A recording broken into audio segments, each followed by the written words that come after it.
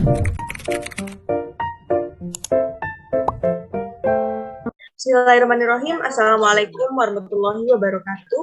Kami dari kelompok 5 yang beranggotakan Istifadatul Yunaida dengan NIM 139, Ayuwandini Aprilia dengan NIM 155, Tata Husna Nur Hidayatin dengan NIM 225, dan Luciana Dewi dengan NIM 218. Sebelumnya, saya ingin mengucapkan terima kasih kepada Bapak Nur Cahyadi karena telah memberikan tugas kepada kami, sehingga kami dapat sedikit mengupas tentang apa dan bagaimana aspek pemasaran dan juga aspek operasional suatu usaha. Baik, langsung saja. Pemasaran adalah proses perencanaan dan pelaksanaan konsepsi, penetapan harga, promosi, dan distribusi ide, barang, dan jasa untuk menciptakan pertukaran yang memuaskan sasaran perseorangan dan organisasi. Jadi, pemasaran merupakan suatu kegiatan perusahaan yang bertujuan untuk menjual barang atau jasa yang diproduksi perusahaan di pasar. Pemasaran mencakup setiap usaha untuk mencapai kesesuaian antara perusahaan dengan lingkungannya dalam rangka mencari pemecahan atas masalah penentuan dua pertimbangan pokok. Pertama, bisnis apa yang diteliti perusahaan pada saat ini dan jenis apa yang dapat dimasuki di masa mendatang. Kedua, bagaimana bisnis yang telah dipilih tersebut dapat dijalankan dengan sukses dalam lingkungan yang kompetitif atas dasar perspektif produk, harga, promosi, dan distribusi. Karena bagi banyak orang, pemasaran berarti iklan dan promosi. Iklan sesungguhnya merupakan bagian yang paling nyata dari pemasaran, tetapi iklan hanyalah salah satu unsur pemasaran. Karena pemasaran sendiri adalah keseluruhan sistem dan mendapatkan dan mempertahankan customer. Seiring dengan perkembangan di masa sekarang ini, di mana tingkat persaingan semakin ketat, pola-pola yang lama juga sudah ditinggalkan. Dan pada masa sekarang, sebelum perusahaan membuat produk, maka perusahaan tersebut akan melakukan riset dengan berbagai cara seperti tes pasar. Nah, dari tes pasar ini, perusahaan sudah dapat menduga berapa besar pasar yang dapat diserap, dan perusahaan tentu akan mengetahui kebutuhan serta keinginan konsumen. Selanjutnya ada segmentasi target posisi pasar. Penentuan pasar adalah melakukan segmentasi pasar karena sifat pasar yang heterogen. Agar perusahaan lebih mudah masuk ke pasar yang heterogen, hendaknya pasar tersebut dipilah-pilah sehingga membentuk segmen-segmen yang relatif homogeni. Selanjutnya, setelah pasar yang dituju menjadi homogeni, perusahaan hendaknya melakukan keputusan memilih sasaran yang lebih jelas. Hal ini dilakukan karena perusahaan memiliki sumber daya terbatas untuk dapat memenuhi pasar walaupun telah disegmentasikan. Setelah sasaran pasar menjadi lebih terarah, produk hendaknya memiliki posisi pasar yang jelas di pasar, karena dengan asumsi bahwa pasar adalah persaingan sempurna, maka pesaing tetap ada. Sehingga tindakan melakukan posisi yang berbeda dengan pesaing adalah penting. Segmentasi target posisi pasar ini ada 3. Yang pertama, segmentasi pasar. Pasar terdiri dari banyak sekali pembeli yang berbeda dalam beberapa hal, misalnya keinginan, kemampuan keuangan lokasi, sikap pembelian, dan praktek-praktek pembeliannya. Dari perbedaan-perbedaan ini dapat dilakukan segmentasi pasar. Manajemen dapat dalam melakukan pengkombinasian dari beberapa variabel untuk mendapatkan suatu cara yang paling pas dalam segmentasi pasarnya. Nah, beberapa aspek utama untuk mensegmentasikan pasar adalah aspek geografis, demografis, psikografis, dan perilaku. Komponen-komponen utama dari tiap aspek antara lain aspek geografis. Komponen-komponennya yakni seperti bangsa, negara, provinsi, dan kabupaten atau kota madya. Sedangkan aspek demografis, komponennya yakni seperti usia dan tahap daur hidup, jenis kelamin, dan pendapatan. Aspek psikografisnya, komponen-komponennya seperti kelas sosial, gaya hidup, dan kepribadian. Yang kedua, ada menetapkan pasar sasaran. Setelah segmen pasar diketahui, selanjutnya perusahaan perlu melakukan analisis untuk dapat memutuskan beberapa segmen pasar yang akan dicakup, lalu memilih segmen mana yang akan dilayani. Analisis dapat dilakukan dengan menelaah 3 faktor, yaitu ukuran dan pertumbuhan segmen, kemenarikan struktural, segmen, serta sasaran dan sumber daya dimiliki perusahaan. Untuk ukuran dan pertumbuhan segmen, perusahaan harus mengumpulkan dan menganalisis data tentang penjualan terakhir, proyeksi laju pertumbuhan penjualan, dan margin laba yang diharapkan untuk berbagai segmen, lalu pilih segmen yang diharapkan paling sesuai. Yang ketiga ada menentukan posisi pasar. Setelah perusahaan memutuskan segmen pasar yang akan dimasuki, selanjutnya harus diputuskan pula posisi mana yang ingin ditempati dalam segmen tersebut. Untuk menentukan posisi pasar, terdapat 3 langkah yang masing-masing dijelaskan sebagai berikut. Yang pertama, mengidentifikasi keunggulan kompetitif. Nah, jika perusahaan dapat menentukan posisi sendiri sebagai yang memberikan nilai superior kepada sasaran terpilih, maka perusahaan memperoleh keunggulan komparatif. Misalnya, apabila perusahaan menawarkan suatu produk yang bermutu, ia harus menyerahkan produk yang bermutu pula. Jadi, posisi berawal dengan mengadakan pembedaan atas tawaran pemasaran, sehingga ia akan memberikan nilai lebih besar daripada tawaran pesaing. Yang kedua, memiliki keunggulan kompetitif. Jika perusahaan telah menentukan beberapa keunggulan kompetitif yang potensial, selanjutnya harus dipilih satu keunggulan kompetitif sebagai dasar bagi kebijakan menentukan posisinya. Perusahaan juga harus menetapkan berapa banyak perbedaan dan perbedaan mana yang akan dipromosikan. Perusahaan juga sebaiknya menentukan posisinya dengan lebih dari satu pembeda, tetapi jangan pula terlalu banyak. Yang ketiga, mewujudkan dan mengkomunikasikan posisi. Setelah penentuan posisi dipilih, perusahaan harus mengambil langkah-langkah untuk mewujudkan dan mengkomunikasikan posisi yang diinginkan itu kepada konsumen sasaran. Jika perusahaan memutuskan untuk membangun posisi atas dasar mutu dan layanan yang lebih baik, maka ia harus mewujudkan posisi itu. Posisi itu dapat terus berkembang secara berangsur-angsur, disesuaikan dengan lingkungan pemasaran yang selalu berubah.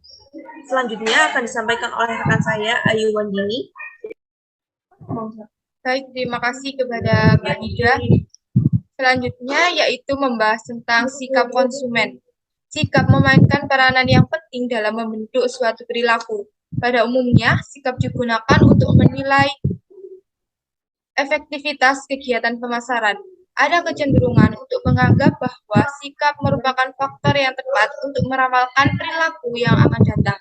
Jadi, dengan mempelajari sikap, seseorang diharapkan dapat menentukan apa yang dilakukannya.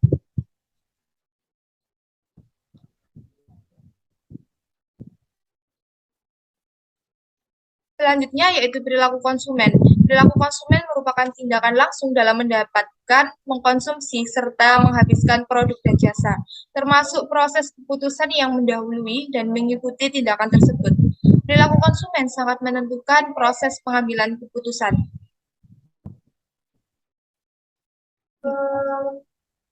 Perkataan dia, dorong gitu. Gue ya sih sakit. Perilaku konsumen dimulai dari pengenalan masalah, yaitu berupa desakan yang membangkitkan tindakan untuk memenuhi dan memuaskan kebutuhannya. Selanjutnya, tahap mencari informasi tentang produk dan jasa yang dibutuhkan, yang dilanjutkan dengan tahap evaluasi alternatif yang berupa penyelesaian.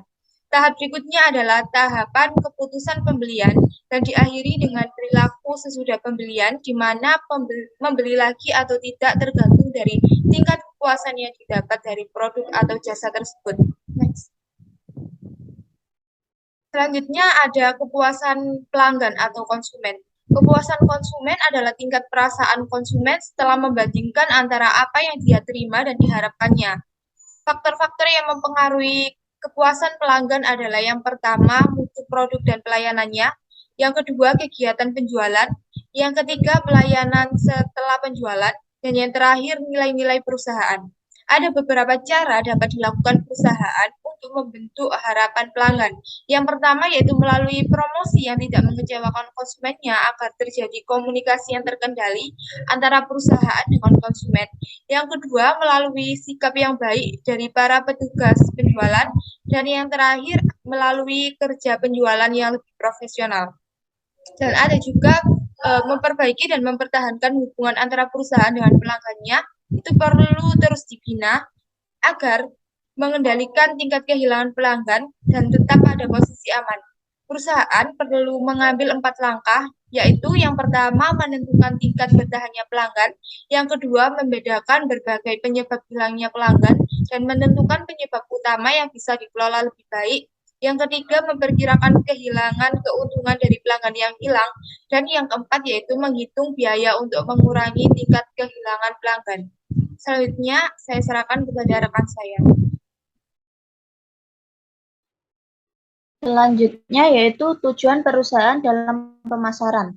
Tujuan perusahaan memproduksi atau memasarkan suatu produk, baik perusahaan dagang maupun jasa, selalu berpatokan kepada apa yang ingin dicapai oleh perusahaan tersebut. Tujuan perusahaan dalam memasarkan produknya ini dapat bersifat jangka pendek atau jangka panjang. Pasar dan pemasaran untuk pasar dan pemasaran perusahaan untuk memproduksi atau memasarkan produknya dapat dikategorikan sebagai berikut. Yang pertama yaitu untuk meningkatkan penjualan dan laba. Bagaimana cara memperbesar omset penjualan dari waktu ke waktu? Dengan meningkatkan omset penjualan, maka diharapkan keuntungan atau laba juga dapat meningkat sesuai dengan target yang telah ditetapkan. Yang kedua yaitu untuk menguasai pasar. Bagaimana caranya menguasai pasar yang ada dengan cara memperbesar market share-nya untuk wilayah tertentu, baik dengan cara mencari atau menciptakan peluang baru atau merebut market share pesaing yang ada. Selanjutnya yaitu mengurangi saingan dengan cara menciptakan produk sejenis dengan mutu yang sama tetapi harga lebih rendah atau dari produk utama. Untuk mengurangi saingan atau antisipasi terhadap kemungkinan pesaing baru yang akan masuk ke dalam industri tersebut.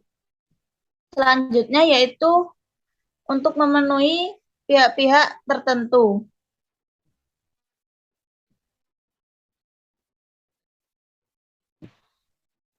Cara lainnya yang dilakukan untuk meningkatkan mutu selera yang sesuai dengan keinginan konsumen. Selanjutnya yaitu untuk memenuhi pihak-pihak tertentu. Tujuan ini biasanya lebih diarahkan untuk memenuhi pihak-pihak tertentu untuk jumlah yang biasanya terbatas. Misalnya permintaan pemerintah atau lembaga tertentu. Adapun tujuan kegiatan pemasaran suatu produk atau jasa secara umum yaitu yang pertama memaksimumkan konsumsi atau dengan kata lain memudahkan dan merangsang konsumsi. Yang kedua memaksimalkan kepuasan konsumen. Yang ketiga memaksimumkan pilihan atau ragam produk. Yang keempat memaksimalkan mutu hidup yaitu kualitas, kuantitas, ketersediaan harga pokok barang, mutu lingkungan fisik, dan mutu lingkungan kultur. Selanjutnya meningkatkan penjualan barang dan jasa. Yang keenam ingin menguasai pasang dan menghadapi pesaing. Yang ketujuh memenuhi kebutuhan akan suatu produk maupun jasa. Yang kedelapan memenuhi keinginan para pelanggan atau suatu produk atau jasa. Next. Selanjutnya yaitu strategi baruan pemasaran 4P. Yang pertama yaitu produk atau produk. Produk adalah apa yang perusahaan tawarkan pada calon customer. Yang ditawarkan bisa produk yang kasat mata atau jasa yang tidak kasat mata. Perusahaan yang bisa membuat produk yang dibutuhkan pasar, maka setengah pertempuran udah dimenangkan. Selanjutnya yaitu risk atau harga. Metode penetapan harga secara umum cukup berhasil bagi perusahaan besar yang menikmati skala ekonomi dan volume yang cukup tinggi untuk menghasilkan uang pada rentang harga yang rendah. Bersaing pada dasar harga umumnya berbahaya bagi perusahaan yang lebih kecil yang tidak menikmati skala ekonomi. Selanjutnya yaitu promosi. Promosi mencakup segala hal yang mengeluarkan kata-kata tentang produk atau jasa, termasuk metode berskala besar seperti iklan televisi atau koran, dan juga situs jejaring. Promosi melalui pos dan pamflet. Promosi mencakup segala hal yang mengeluarkan kata tentang produk dan atau jasa, termasuk metode berskala besar. Selanjutnya yaitu place atau tempat. Tempat sering diabaikan sebagai areal peluang untuk orang pemasaran. Walaupun demikian, ada peluang dan kreativitas di sini.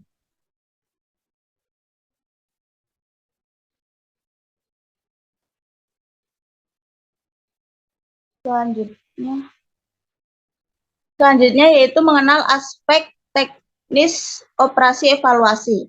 Aspek ini penting sebelum sebuah bisnis dapat dijalankan karena sangat teknis atau operasional dan dapat berakibat fatal di masa depan. Jika tidak dianalisis, aspek teknis atau operasional juga dikenal sebagai aspek produksi.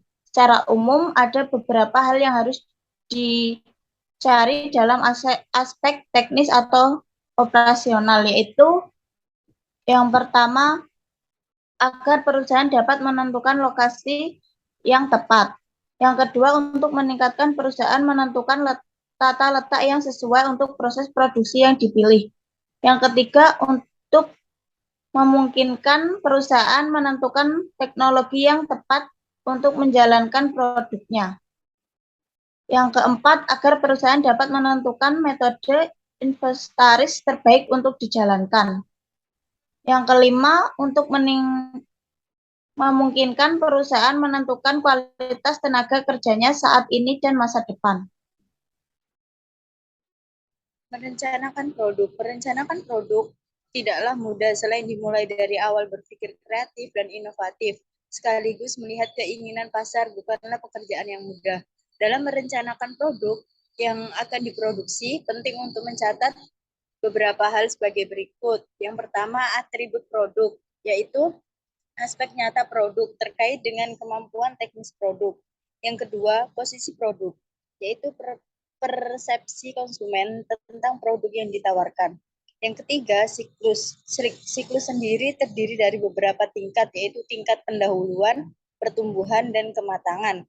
Yang keempat, portofolio produk, yaitu situasi di mana perusahaan memiliki berbagai macam produk yang diproduksi dan dipasarkan ke umum. Next.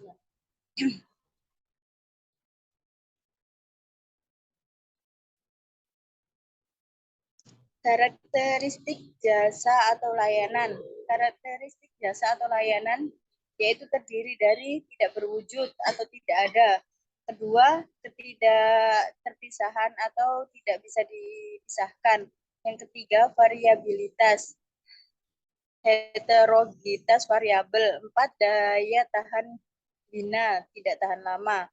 Lokasi usaha perusahaan, yaitu penentuan lokasi sangat penting karena jika perusahaan membuat kesalahan maka akan menyebabkan peningkatan biaya. Namun pengaturan lokasi yang tepat akan menguntungkan perusahaan baik secara finansial maupun non finansial.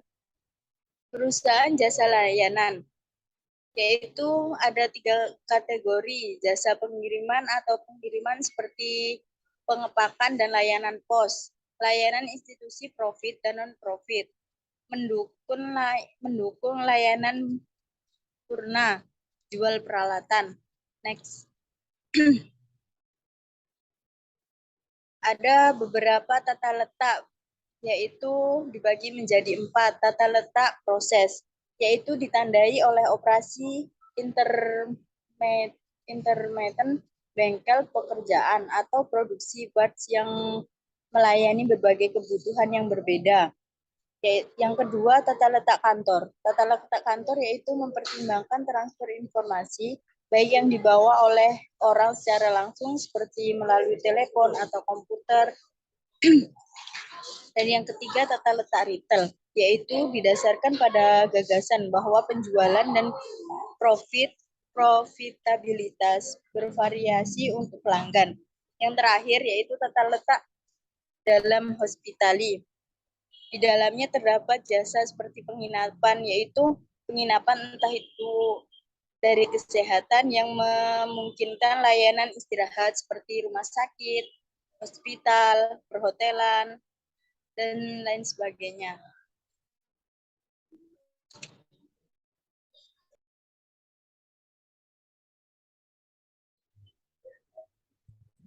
Baik, sekian presentasi dari kelompok kami. Kurang lebihnya mohon maaf.